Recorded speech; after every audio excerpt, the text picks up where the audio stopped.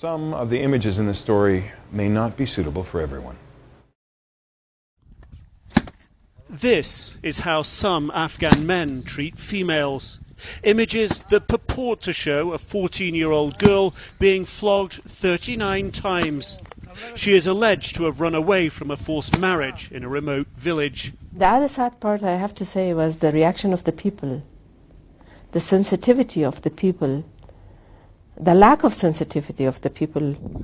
The video was given to Samar's Human Rights Commission. She says police promised her they'd prosecute the man. So far, nothing, despite the country's laws that ban not just forced marriages, but matrimony for girls under 16.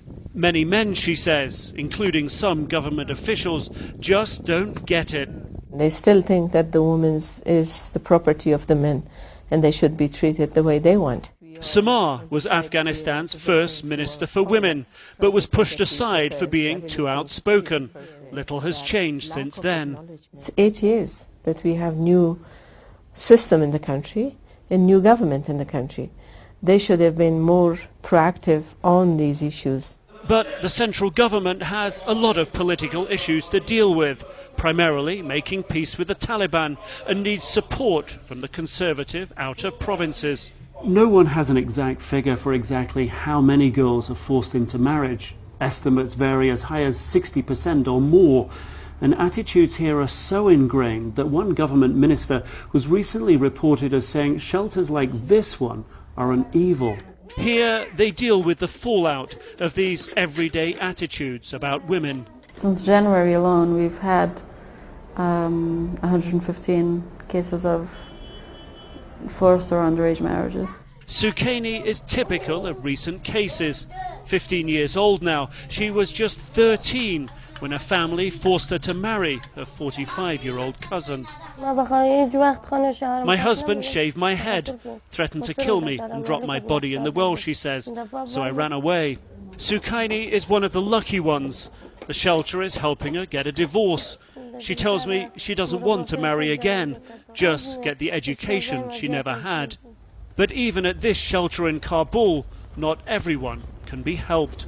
We've been waiting several days to meet with one of the newest arrivals here at the shelter, a 15-year-old girl who's run away from a forced marriage. But within hours of arriving here, several parliamentarians called the shelter, demanding she be returned to her family. At the shelter, they fear if they do that, she'll be killed. A few days later, police came and put her in a juvenile detention facility. Only now have prosecutors authorized her to come back here. But the shelter's problems are only just beginning. Well, the family has said that they're definitely going to take her back.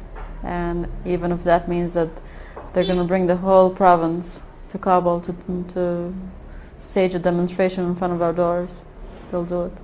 Can you afford to do that? No. No, because I think we have about 60 women in our shelter right now, and 22 children.